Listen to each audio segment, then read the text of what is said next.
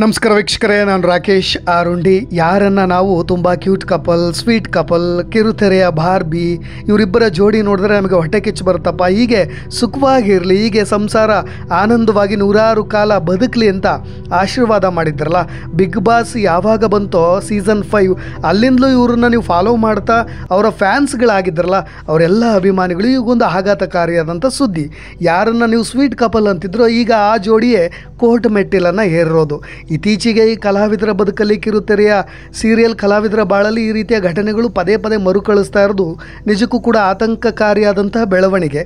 ಇತ್ತೀಚೆಗೆ ನಾವು ಇದೇ ಚೈತ್ರ ವಾಸುದೇವನ್ ಕೂಡ ನಮ್ಮಿಬ್ಬರ ಅಹಂಕಾರದ ಸಮಸ್ಯೆಗಳಿಂದಲೇ ನಾವಿಬ್ಬರು ಡಿವೋರ್ಸ್ ಹಂತಕ್ಕೆ ಹೋಗ್ಬಿಟ್ಟಿವಿ ಅನ್ನೋ ಮಾತನ್ನು ಕೂಡ ಹೇಳಿದರು.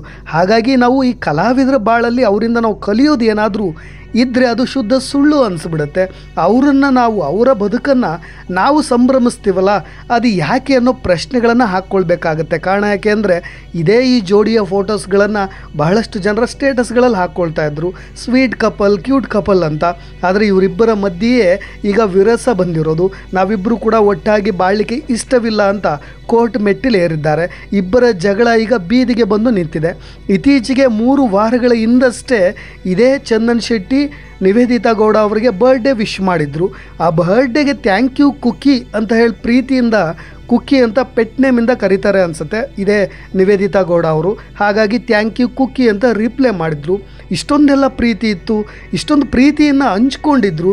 ಇದೇನು ಬಹಳ ದಿನಗಳ ವಿರಸವಲ್ಲ, ಬಹಳ ದಿನಗಳ ಜಗಳ ಅಲ್ಲ. ಆದರೆ ಏಕಾಏಕಿಯಾಗಿ ಈಗ ಡಿವೋರ್ಸ್ ಹಂತಕ್ಕೆ ಹೋಗಿಬಿಟ್ರಲ್ಲ, ಅದು ಸಹಜವಾಗಿ ಅಭಿಮಾನಿಗಳಲ್ಲಿ ಆತಂಕವನ್ನು ಮೂಡಿಸಿರೋದು.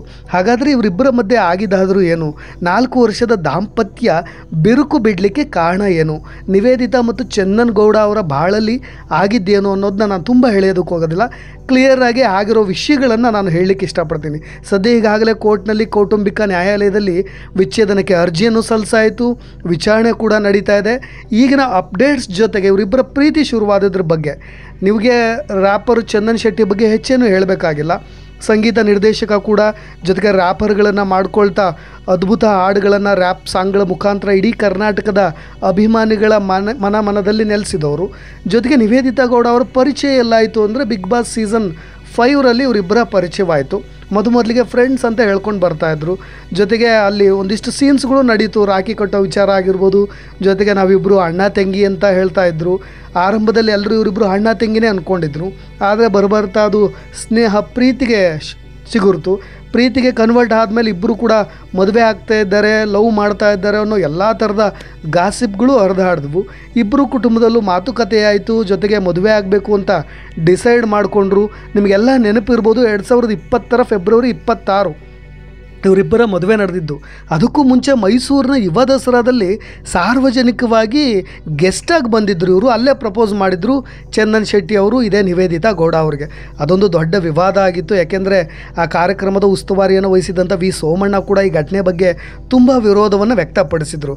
ಬಟ್ ಅದೇನೇ ಇರಲಿ, ಇತ್ತೀಚೆಗೆ ಇಬ್ಬರು ಕೂಡ ಒಂದು ಸಿನಿಮಾ ಮಾಡಿದರು, ಕ್ಯಾಂಡಿ ಕ್ರಶ್ ಸಿನಿಮಾ ಮಾಡಿದರು. ಇಬ್ಬರು ಅನ್ಯೋನ್ಯವಾಗಿದ್ದರು.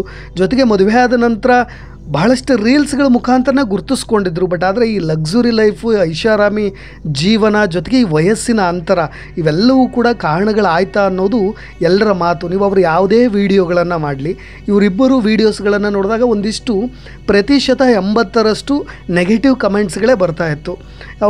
ನಿವೇದಿತಾ ಗೌಡ ಅವರ ವಾಯ್ಸ್ಗೆ, ಅವ್ರಿಗೊಂದು ಕ್ಯಾಚಿ ವಾಯ್ಸ್ ಇದೆ, ಆ ಕ್ಯಾಚಿ ವಾಯ್ಸ್ಗೆ ಜೊತೆಗೆ ಚೈಲ್ಡ್ ಥರ ಆಡ್ತಾಳೆ, ಹೋಗಿ ಅಂತ ಚಿಕ್ಕ ಹುಡುಗಿನ ಕಟ್ಕೊಂಡಿದ್ದೀಯಲ್ಲ ಅಂತ. ಅವರು ಮದುವೆಯ ಫೋಟೋಗಳನ್ನು ನೋಡಿದಾಗೂ ನಿಮಗೆ ಗೊತ್ತಾಗುತ್ತೆ. ಬರೋಬ್ಬರಿ 12 ವರ್ಷಗಳ ಅಂತರ ಅನಿಸುತ್ತೆ ಇಬ್ಬರ ಜೋಡಿಗೂ. ಹಾಗಾಗಿ ಭಿನ್ನಾಭಿಪ್ರಾಯಗಳು ಸಹಜ. ಬಟ್ ಅದನ್ನು ಮೆಟ್ಟಿ ನಿಲ್ಲುವ ಅವಕಾಶಗಳು ಕೂಡ ಜೋಡಿಗಿತ್ತು. ಬಟ್ ಆದರೆ ಏಕಾಏಕಿ ಈಗ ಜಗಳ ಆಗಿದ್ದು ಯಾಕೆ ಅಂತ ಸದ್ಯದ ಈಗ ಕೌಟುಂಬಿಕ ನ್ಯಾಯಾಲಯದಲ್ಲಿ ವಿಚ್ಛೇದನಕ್ಕೆ ಯಾವಾಗ ಇವರಿಬ್ಬರು ಅರ್ಜಿ ಸಲ್ಲಿಸಿದ್ರಲ್ಲ, ಆರಂಭದಲ್ಲಿ ಪರಸ್ಪರ ಒಪ್ಪಿಗೆಯ ಮೇರೆಗೆ ಅರ್ಜಿ ಸಲ್ಲಿಸ್ತಾರೆ. ನಾನು ಕೂಡ ಡಿವೋರ್ಸ್ಗೆ ಓಕೆ ಇದ್ದೀನಿ, ನೀನು ಕೂಡ ಡಿವೋರ್ಸ್ಗೂ ಓಕೆ ಇದೆಯಾ ಅಂತ ಇಬ್ಬರು ಕೂಡ ಡಿಸೈಡ್ ಮಾಡ್ಕೊಂಡಿದ್ದಾರೆ. ಜೊತೆಗೆ ಯಾವಾಗ ಈ ಅರ್ಜಿಯನ್ನು ಕೌಟುಂಬಿಕ ನ್ಯಾಯಾಲಯದಲ್ಲಿ ಸಲ್ಲಿಸ್ತಾರಲ್ಲ, ಆವಾಗ ಒಂದು ಮೀಡಿಯೇಷನ್ ಸೆಂಟರ್ನಲ್ಲಿ ಕೂರಿಸಿ ಮಾತುಕತೆ ನಡೆಸ್ತಾರೆ. ಅಂದರೆ ಮೀಡಿಯೇಷನ್ ಸೆಂಟರ್ ಅಂದರೆ ಕೌಟುಂಬಿಕ ಕೋರ್ಟ್ನಲ್ಲಿ ಒಂದು ಮೀಡಿಯೇಷನ್ ಸೆಂಟರ್ ಅಂತ ಇರುತ್ತೆ. ಅಂದರೆ ಇಬ್ಬರಿಗೂ ಕೂಡ ಮೊದಲು ಆರಂಭದಲ್ಲಿ ಸಂಧಾನ ಮಾಡ್ತಾರೆ. ನೀವು ಮಿಲನ ಸಿನಿಮಾ ನೋಡಿದರೆ ನಿಮಗೆ ನೆನಪಾಗುತ್ತೆ. ಯಾರೇ ವಿಚ್ಛೇದನ ಸಲ್ಲಿಸಿದರೂ ಕೂಡ ಈ ರೀತಿಯಾಗಿ ಮಾಡೋದು.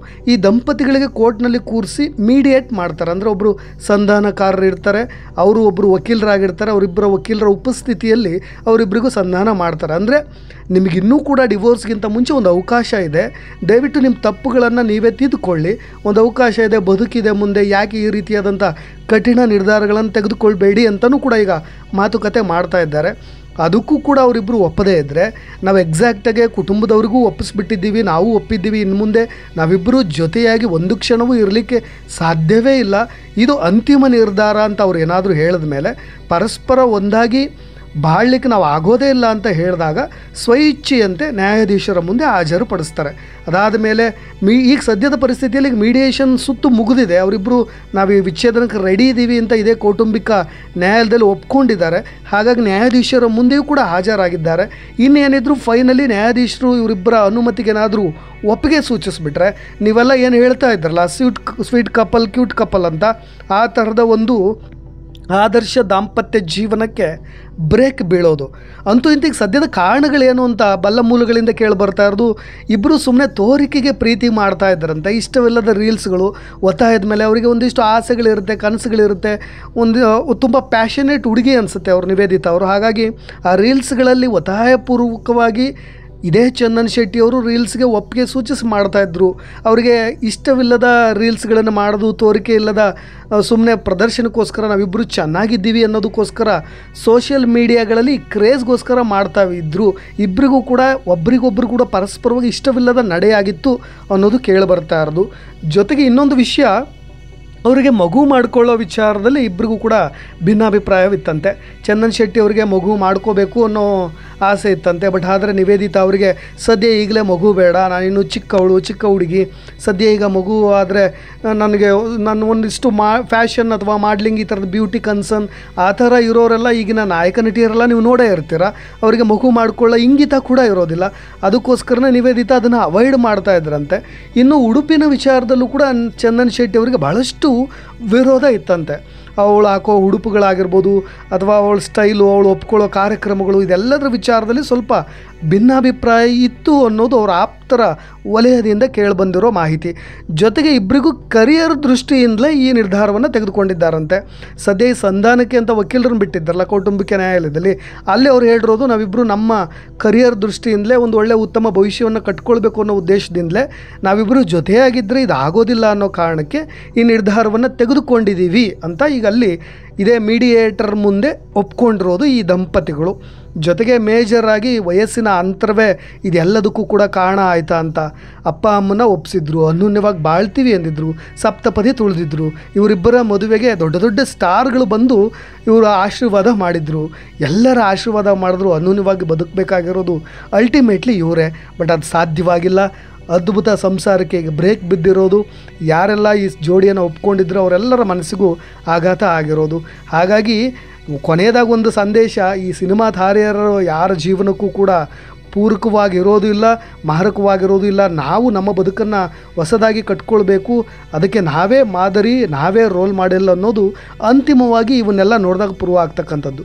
ನೋಡೋಣ ಏನಾಗುತ್ತೆ ಅಂತ ಇವರಿಬ್ಬರ ದಾಂಪತ್ಯ. ಕ್ಷಣದ ಅಪ್ಡೇಟ್ಸ್ಗಳೊಂದಿಗೆ ಮತ್ತೆ ಬರ್ತಾ ಇರ್ತೀನಿ. ನಾನು ರಾಕೇಶ್ ಆರುಂಡಿ. ಧನ್ಯವಾದಗಳು.